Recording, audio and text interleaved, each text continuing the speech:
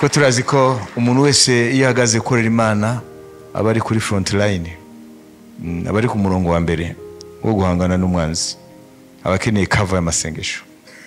Imana ishimwe. Muribuka ubuhamya nigeze kubabwira kuri uyu muntu witwa Antipa, murabyibuka? Avuga ko ibarwa ryandikwa ituro rya Pergamo, ngo aho niho hari intebe ya Satani, kandi ngo niho umuhamya wanje yitwa Antipa bamwiciye.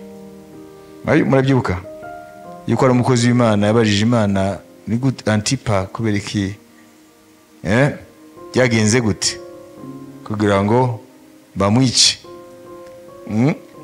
Biraboneka ko ashobora kuba yarapfuye atasoje umurimo.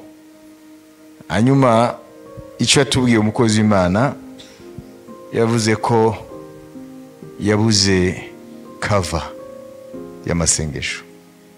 Bivuga ngo yari ku rugamba mu buryo bw'umwuka, adafite abantu bamubakinga n'amasengesho. Murabyuka ko tugiye kubivuga hano. Amen.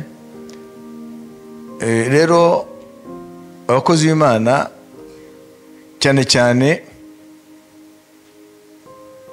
abari mu mwanya wa mbere w'ubuyobozi bw'umurimo w'Imana, yaba ubuyobozi bw'itorero muri rusange, yaba ubuyobozi bw'itsinda, abo baba bari ku mwanya wa mbere, ku murongo wa mbere w'urugamba. Baba bakeneye rero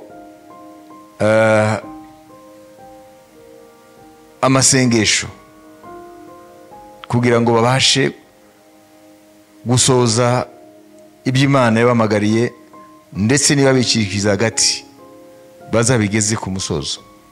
Ibyo rero ntabwo ari ibintu byikora. Kwizera kwabo konyine ntiguhagije, amasengesho yabo yonyine ntabwo ahagije, baba bakeneye n'amasengesho y'itorero. Iyo mvuze itorero hano mba mvuga abigishwa ba Yesu mu itorero, mba mvuga abana b'Imana b'ukuri. Murabizi ko muri eglise haba abantu b'ingeri zose. Aba mbere bitwa abigishwa ba Kristo, aho ni mu itorero rimwe. Donc dans chaque église locale, muri buri torero ry'akarere, donc par exemple ici, urugero nk'iri torero ryacu, je ne dis pas le corps de Christ, ntabwo mvuga itorero mubiri wa Kristo, parce que le corps de Christ c'est un corps invisible, kuko umubiri wa Kristo ntago ugaragara. Quoique les êtres visibles y font partie, nubwo abantu bagaragara ari bo bagize iryo torero, mais le corps de Christ est composé de chrétiens encore vivants, même ceux qui ne sont plus dans cette vie. Ariko itorero rya Kristo, umubiri wa Kristo, rigizwe n'abakristo bakiriho bari mu mubiri n'abandi batakiriho. C'est pourquoi on dit que c'est un corps mystique, donc tu ne peux pas le saisir. Niyo mpamvu witwa ko ari umubiri ariko uri mu mwuka. Donc cette église-là n'a pas d'adresse fixe dans ce monde. Iryo torero ntabwo wavuga ngo ribarizwa aha n'aha.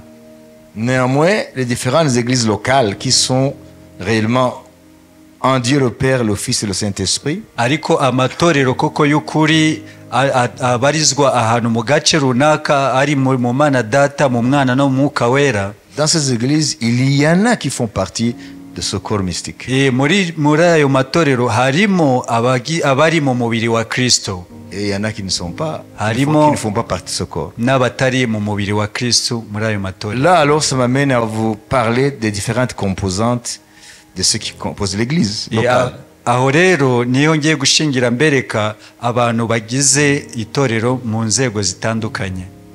Any local church buri torero ry'akarere ryose n'échappe pas à ces catégories-là. ridafite abantu bari muri ibyo byiciro. La première catégorie, c'est les disciples de Jésus-Christ. Icyiciro cya mbere ni abigishwa ba Yesu Kristo. Ici, j'ai parlé maintes fois de ce qu'on appelle en anglais membership et le discipleship. Hano nabivuze kenshi itandukaniro hagati y'umwigishwa wa Yesu n'umuyoboke w'itorero runaka. Tu peux faire partie de l'église. ushobora kuba uri umwe mu bagize itorero mais au ciel, on ne te considère pas comme disciple. ariko mu ijuru bakaba batakubara nk'umwigishwa. Donc, tu n'es que membre. ahubwo wowe uri umuyoboke. Vous comprenez? Donc, l'Église, la première catégorie, ce sont tous ceux qui sont nés de nouveau et qui vivent une vie de disciple. Ça veut dire qui mettent en pratique toute la parole de Dieu et vivent et marchent dans l'obéissance de Christ. rero icyiciro cya mbere ni abo bitwa abigishwa, ni abavutse ubwa kabiri, ubuzima bwabo bakagenda bashira ijambo ry'Imana mu bikorwa nk'uko riri. Ça veut dire ils suivent les pas de Christ. ni ukuvuga ngo batera ikirenge mu cya Kristo. Le mot disciple vient de discipline. Ijambo disciple, umwigishwa mu gifaransa, biva mu ijambo discipline. Ça veut dire le disciple vit sous la discipline du maître. ni ukuvuga ngo umwigishwa agenda abaho nk'uko umurongo umwigisha yamushiriyeho. Il n'a plus contrôle sur sa vie, ntabwo ari we uba ukiyobora ubuzima bwe même sur ses décisions. n'ibyemezo afata. Avant tout, mbere na mbere il sait qu'il a donné sa vie au maître. azi ko yahaye ubuzima bwe umwigisha we. Alors, il doit suivre les instructions du maître. rero agomba gukurikiza amategeko n'amabwiriza y'umwigisha we Dans tous les aspects de sa vie. mu nzego zose z'ubuzima. Alors, si on regarde cet angle-là, rero urebye muri urwo ruhande, il n'y a pas beaucoup de disciples. abigishwa ntabwo ari benshi, Beaucoup sont des membres. abenshi ni abayoboke. La deuxième catégorie dans l'église locale, icyiciro rero cya kabiri mu itorero ry'akarere ce sont les amis de l'église. ni inshuti z'itorero. Tu peux être dans une église locale ushobora kuba mu itorero ry'akarere runaka parce que tu aimes cette église-là. kuko iryo torero urarikunda, Ou quelques aspects de cette église-là. cyangwa ukakunda bimwe mu bigize iryo torero. Tu aimes la louange, par exemple. ushobora kuba ukunda uburyo baramya bahimbaza Imana. Tu aimes peut-être le décor du bâtiment. ushobora kuba ukunda ubwiza bw'itorero ukuntu ritatse, Ou peut-être tu aimes le leader de l'église. cyangwa se ukaba ukunda umuyobozi w'iryo torero. Donc il y a différentes raisons. rero hari impamvu zitandukanye. Alors toi, je te situe dans la catégorie des amis. rero wowe mpita nkushyira mu cyiciro cy'inshuti z'itorero. La troisième catégorie, rero icyiciro cya gatatu c'est la catégorie des indifférents. ni ba bandi nta kintu kibakoraho ku mutima, Indifférents. bo nta kibakoraho. Ils ne sont ni disciples ni amis. bo nta nubwo ari abigishwa, nta nubwo ari n'inshuti z'itorero, Néanmoins, ils sont toujours là. ariko bo baba bahari igihe cyose, Tranquilles. Tranquilles. baba bari aho batuje. Ils ne font aucun tort. bo nta kintu bangiza, Mais ils sont là. bo bari aho. C'est joli, c'est parfait. ni byiza, biratunganye, Ainsi va la vie. ubuzima bugakomeza.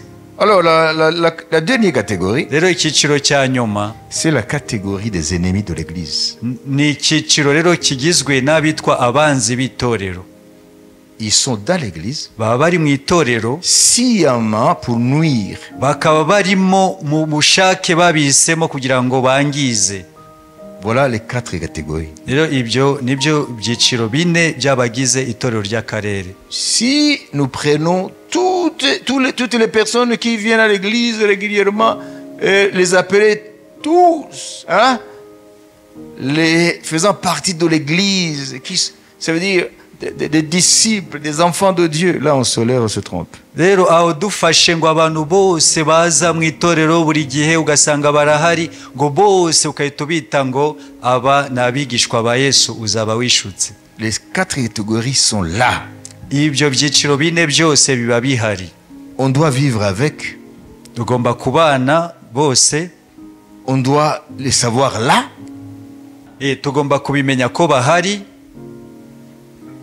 On ne peut rien faire nta kintu ushobora kubihinduraho contre cet ordre des choses, cet aspect des choses. kuri ibintu biteye ntacyo ushobora kubihinduraho. Alors qu'est-ce que le leader fait? none umuyobozi w'itorero akora iki? Il s'en remet au maître.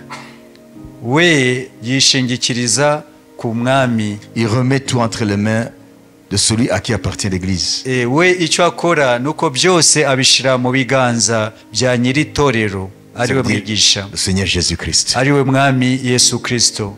C'est lui qui va savoir la fin de chaque catégorie parmi ces catégories. niwe uzamenya iherezo rya buri cyiciro muri biriya byiciro bine. Et c'est pour cela que Ni nayo mpamvu l'Église, itorero dans le vrai sens du terme, mu busobanuro nyabwo bw'itorero, bibliquement parlant, ushingiye kuri Bibiliya, c'est un mystère. ni ubwiru.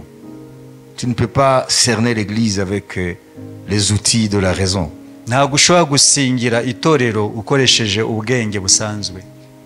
Le monde ne connaît pas l'Église Isi ntabwo izi itorero parce qu'on la traite d'association, kuko mu isi bayifata nk'ishirahamwe, on la traite je ne sais pas quoi. hari n'ubundi buryo barifata. Mais la Bible dit que l'Église est un mystère. Ariko Bibiliya ivuga ko itorero ari ubwiru. L'Église est un mystère de Christ. Itorero ni ubwiru bwa Kristo, Et Christ, c'est le mystère de Dieu. na Kristo ni ubwiru bw'Imana.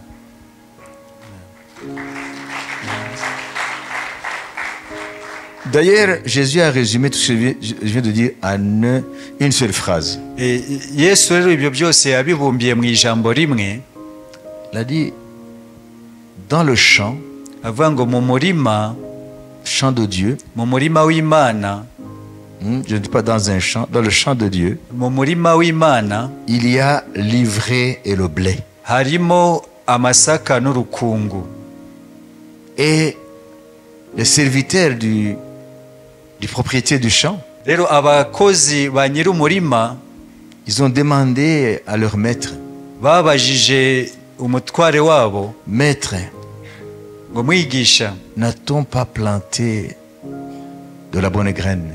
ese ko twateye imbuto nziza, Et on voit qu'il y a aussi de mauvaises herbes qui poussent. tukabona ibindi byatsi bibi nabyo byeze hamwe nabyo. Permet à ce qu'on arrache la mauvaise herbe pour que le blé puisse pousser librement. Utwemerere kugira ngo duce biriya byatsi bibi, turandure ibyo byatsi bibi kugira ngo amasaka abashe kwera neza. Et le maître dit à ses serviteurs, noneho nyir'umurima abwira abagaragu be, n'arrachez pas, ngo nimubirandure, c'est pas le moment, ntabwo ari cyo gihe, laissez-le croître ensemble mubireke bikurane jusqu'au temps de la moisson. kugeza umunsi w'isarurwa. Voilà pourquoi Jésus est dans l'église niyo mpamvu Yesu ari mu itorero, et il tolère ces catégories-là qui ne sont pas ses disciples. kandi akemera bya byiciro bitari abigishwa be gukomeza kuba mu itorero, Côte à côte. bakakomeza kubana. À celui qui a les oreilles pour entendre, Ufite ugutwi abasha kumva, qu'il entende niyumve ce que l'Esprit dit à l'église. icyo umwuka abwira itorero. À chacun de se jauger Buri wese akwiriye kwisuzuma, et savoir dans quelle catégorie il est amenye icyiciro abarizwamo, pour ne pas perdre son temps. kugira ngo adatakaza igihe cye. Les Anglais disent time is money. Abongereza baravuga ngo igihe ni amafaranga, igihe kirahenze. Amen. Amen. Prions. Reka dusenge. Seigneur, je dis merci Mwami Yesu, ndagushimye pour ce moment. kubw'uyu mwanya.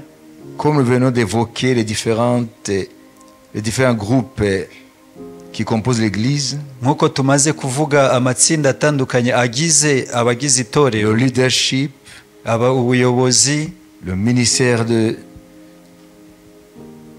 louange, d'adoration, les chantres, abashinzwe umurimo wo kuramya no guhimbaza Imana, les intercesseurs, ab'ingenzi, l'équipe de médias, itsinda rya media, de la sécurité, protocole, abashinzwe sekirite na protocole, les responsables de l'école de dimanche. abashinzwe ishuri ryo ku cyumweru ry'abana. Seigneur, toutes ces catégories-là, Ibyo byiciro byose Mwami, comme nous te les présentons chaque jour, nk'uko tubikumurikira buri munsi. même aujourd'hui, nous avons parlé, Seigneur, de danseurs qui sont appelés pour racheter la culture pour la gloire de Jésus. Nk'uko twavuze n'ababyinnyi bahari kugira ngo bagucungurire umucyo wo kuguhimbaza, Pour que notre culture glorifie le Créateur. kugira ngo umucyo wacu uhimbaze umuremyi. À toutes et à tous, nous disons, Seigneur, protège-les Kuri abo bose turabagusabye ngo ubarinde jusqu'à ton retour. kugeza igihe uzagarukira. Nous te le demandons. Turabigusabye Au Mwami, nom de mu Jésus-Christ. izina rya Yesu Kristo. Amen. Amen. Alléluia.